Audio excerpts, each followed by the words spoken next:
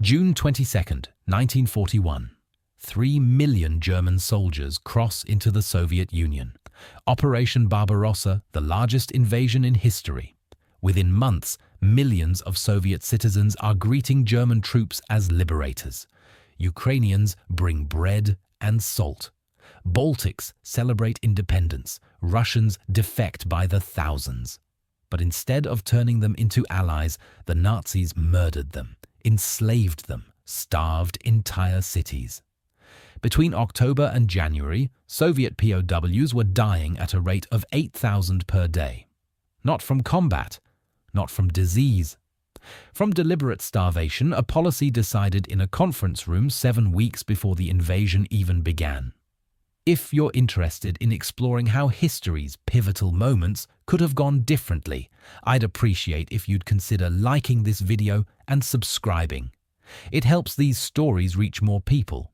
So what if the Nazis had treated Slavs as allies instead of subhumans?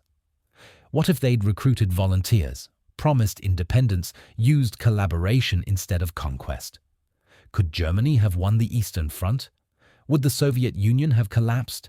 The answer is darker than you think, because some Nazis did try this strategy, and what happened reveals everything about why the Third Reich was doomed from the start.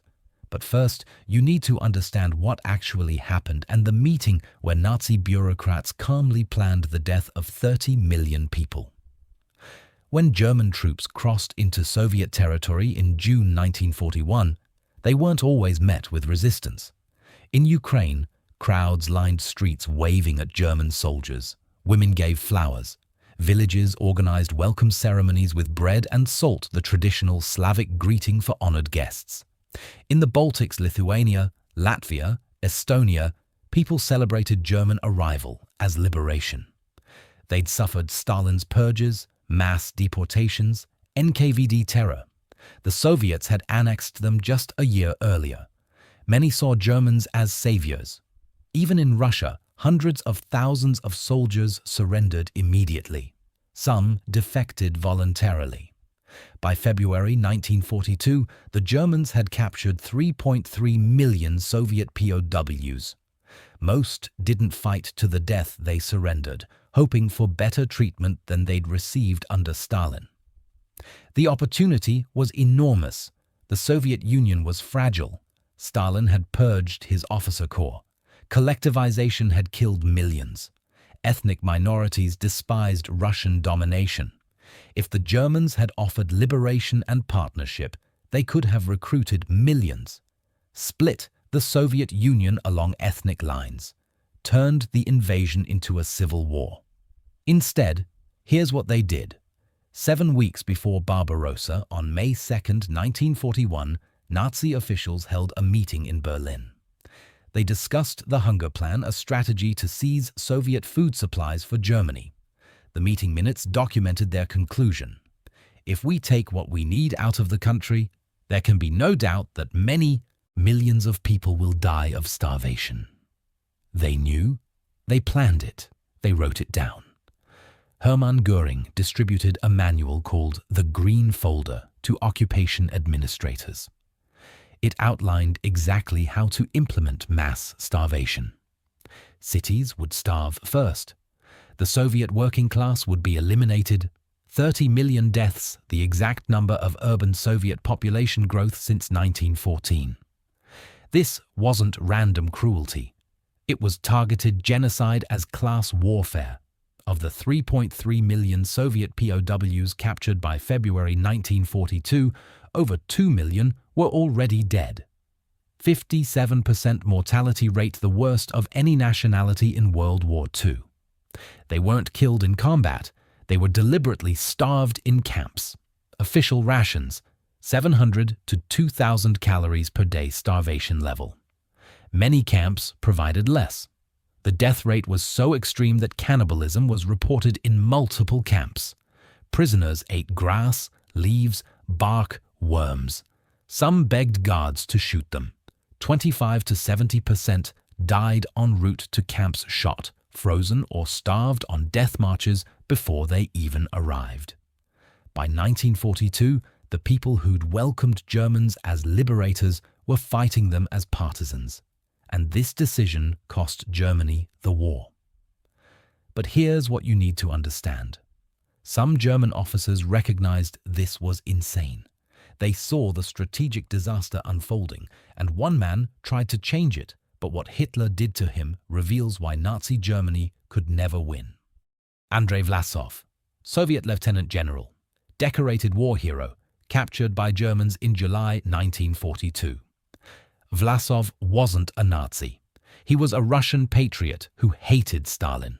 He proposed creating a Russian Liberation Army, an anti-communist force that would fight alongside Germany but for Russian independence. His pitch was simple. Millions of Russians hate Stalin. Stop treating them like animals. Give them a reason to fight for you. Promise them freedom from communism, not enslavement to Germany. Some Wehrmacht officers agreed. They saw the strategic value. Millions of potential recruits, ethnic divisions to exploit, a chance to turn the war into a Russian civil war instead of a German conquest. But Hitler refused. Why? Because treating Slavs as allies contradicted Nazi ideology. Hitler genuinely believed Slavs were Untermenschen, subhumans.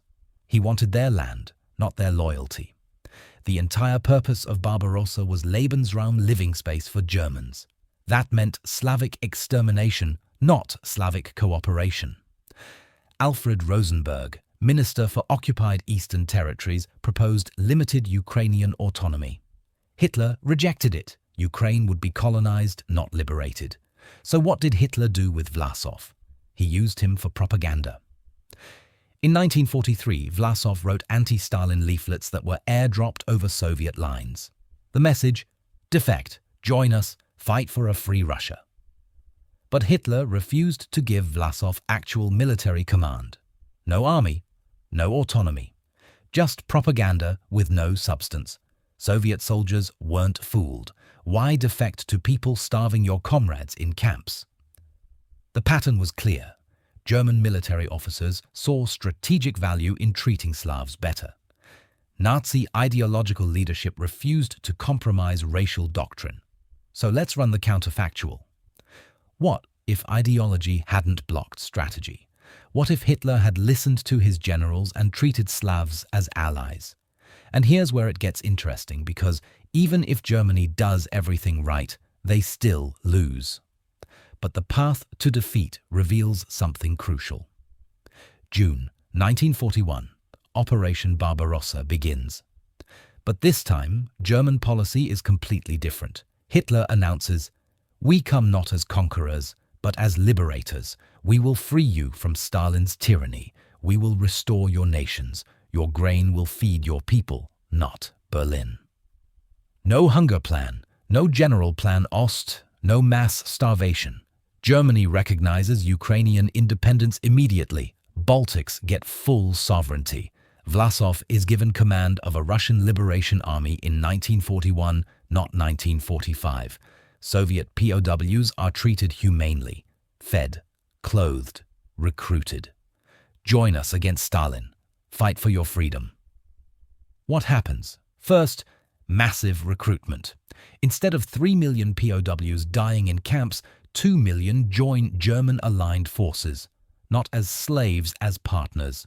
Ukrainian nationalists form an independent Ukrainian army. Hundreds of thousands volunteer. They're fighting for Ukraine, not for Hitler. Baltic divisions contribute. The Russian Liberation Army grows to 500,000 by 1942, maybe more. Second, Soviet collapse accelerates. Stalin faces not just invasion, but civil war. Entire ethnic groups defect. Ukrainians fight against Moscow. Same with Baltics, Caucasus, Central Asians.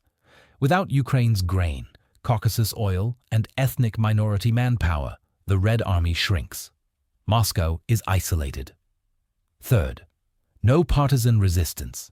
In our timeline, brutal Nazi occupation created massive partisan movements, 300,000 fighters by 1943, destroying supply lines, sabotaging railroads.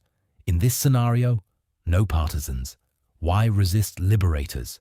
Local governments run administration. German troops are partners, not occupiers. By winter 1942, Moscow falls. Stalin evacuates to the Urals. The Soviet government collapses. Sounds like Germany wins, right? Wrong. Because even in this best-case scenario, Nazi Germany still loses the war by 1945. And the 5 reasons why reveal everything about why the Third Reich was doomed from the beginning. The first reason is the most obvious, but the 5th one will surprise you. Even if Germany wins the Eastern Front by treating Slavs as allies, the Third Reich still collapses. Here's why. Reason 1. Ideological contradiction. Nazi ideology is built on racial hierarchy. Germans über alles, Slavs as subhumans. Lebensraum means German colonization. If you give Ukrainians independence, you're admitting they're not inferior. If you partner with Russians, you're contradicting the racial worldview that justifies the entire war. The SS revolts. Party faithful can't accept it. Heinrich Himmler says, "We didn't conquer the East to give it to Slavs. Factions form. The regime fractures from within." Reason 2. Allies don't stay loyal. Ukraine gets independence in 1941. Germany defeats the USSR by 1942. Now what? Germany needs Ukrainian grain. Ukraine wants sovereignty. Germany tries to dictate terms. Ukraine says no. Conflict is inevitable. These nations didn't fight to replace Stalin with Hitler. They fought for freedom. Within years, Germany is occupying Allied territory by force. They're back to being conquerors. The local populations resist. We're back to partisans and sabotage. Reason 3. Germany is still fighting everyone else. Britain isn't defeated. The US enters in December 1941. Pearl Harbor happens regardless. Even if the Eastern Front ends in 1942, Germany now faces strategic bombing destroying German cities, Hamburg, Dresden, Cologne, Allied invasion of North Africa, Italy, France. D-Day still happens. Total industrial war from superpowers that outproduce Germany 10-1. Reason 4. The Holocaust continues. Even if Nazi policy towards Slavs changes, the genocide of Jews doesn't stop. Einsatzgruppen still operate. Extermination camps still run. You can't ask Ukrainian volunteers to fight for you while murdering Ukrainian Jews. The moral rot remains. Any alliance is superficial and temporary. Reason 5. Nuclear weapons. By July 1945, the United States has atomic bombs. Germany doesn't. Even if Germany controls Eastern Europe, even if Britain sues for peace, the war ends with atomic strikes on Berlin, Hamburg, Munich. Unconditional surrender, just like Japan. So even in the absolute best-case scenario, treating Slavs as partners, winning the Eastern Front quickly, controlling Soviet resources, Germany still loses by 1945. But here's the darkest part. The Nazis actually did try this strategy, late in the war, desperately. And what happened proves everything I just said. The story of what they did and how it backfired is almost tragicomic. By 1943, Germany was losing. Stalingrad, Kursk. The tide had turned. Now suddenly, Nazi leadership reconsiders. Maybe Slavic volunteers aren't such a bad idea. Heinrich Himmler authorizes non-German SS divisions, Ukrainian units, Cossack cavalry. The Russian Liberation Army is expanded, but it's too late and it's half-hearted. These units are poorly equipped, used for rearguard operations fighting other Slavs, not the Red Army. They're never trusted with frontline combat. Vlasov's Russian Liberation Army doesn't see real combat until February 1945. They fight once at the Oder River against the Red Army. They lose badly, then retreat west. In May 1945, as Germany collapses, Vlasov makes a final decision. His army is in Prague. The Czech resistance is fighting Germans. Vlasov switches sides. His Russian Liberation Army fights against the Germans in the Prague uprising. He's realized he's been used. Germany never intended to give Russia independence. It was always propaganda. After Prague, Vlasov tries to reach American lines. He doesn't make it. Soviet forces capture him. He's tortured. Hanged on August 1st, 1946, for treason. Most of his soldiers who did surrender to Americans, the US secretly handed them to Stalin under Yalta agreements. They were executed too. There was no escape, no reward for service, just betrayal on all sides. The lesson: strategic flexibility introduced too late without genuine commitment achieves nothing. But there's an even deeper truth here that explains not just why Germany lost World War II, but why Nazi Germany could never have won under any circumstances. Here's the fundamental truth.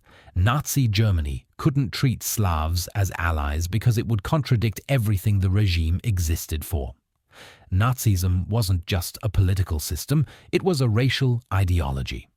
Aryan superiority, Slavic inferiority, German destiny to colonize Eastern Europe, that was the core. Remove that, and what's left? Nothing. You can't be Nazis who don't believe in racial hierarchy. The ideology collapses. Hitler personally blocked every proposal to treat Slavs better. Not because he didn't understand the strategic value, he understood perfectly. He just didn't care. He said, "What happens to the Russians doesn't interest me in the slightest. We need their space, not their people." That wasn't ignorance. That was commitment to ideology over survival. And here's the comparison that proves the point. Finland was Germany's ally. They captured 64,000 Soviet POWs during the war. 28% died, still tragic, but half the German rate. The difference? Finland wasn't trying to exterminate them. Germany was. Germany could have won by treating Slavs humanely. But doing so would mean they weren't Nazis anymore. And if they weren't Nazis, they wouldn't have started the war in the first place. It's a paradox. The ideology that motivated the conquest made the conquest impossible to sustain. This is why Nazi Germany lost World War II. Not just because of numbers or resources or the Soviets or the Allies. They lost because Nazism demanded self-destructive policies. Treat Slavs as subhumans. You create millions of partisans and guerrillas. Treat Slavs as allies. You contradict your worldview and alienate your supporters. It was a no-win situation, built into the system from the beginning. What if Nazis treated Slavs as allies instead of subhumans? In the short term, Germany might have won the Eastern Front. The Soviet Union fragments. Moscow falls. Stalin dies or flees. But in the long term, Germany still loses. Because treating Slavs as equals contradicts Nazi ideology. The regime fractures. Allied nations rebel. Resources run out. The United States drops atomic bombs on Berlin. Nazi Germany wasn't just defeated by superior numbers, it was defeated by an ideology that made victory impossible. On May 2nd, 1941, Nazi bureaucrats sat in a conference room and wrote, "If we take what we need, millions will die of starvation." They knew. They planned it. They documented it. That decision to pursue ideology over strategy cost Germany the war. Between October and January, Soviet POWs died at 8,000 per day. Over 2 million total by February 1942. Historians estimate that if Germany had treated Soviet POWs humanely and recruited them, they could have fielded 2 million additional soldiers by 1942. That's more than the entire Wehrmacht invasion force. But Hitler said no, because using Slavs to win contradicted the purpose of winning. Andrei Vlasov saw this. He proposed Russian independence without Nazi racism. Germany rejected it until 1945, too late. By then, Vlasov was fighting against Germans in Prague. The Soviets captured and hanged him. Most of his troops were handed to Stalin by the Americans and executed. The lesson isn't about military strategy, it's about ideology. When your core beliefs demand actions that guarantee defeat, You're not just wrong, you're doomed. Nazi Germany lost because Nazism made victory impossible. The ideology that promised a 1,000-year Reich collapsed in 12 years. And no alternate history changes that. Because the moment you modify Nazi ideology to be strategically sound, it's no longer Nazism. It's something else. Something that might have won, but something that would never have started the war in the first place.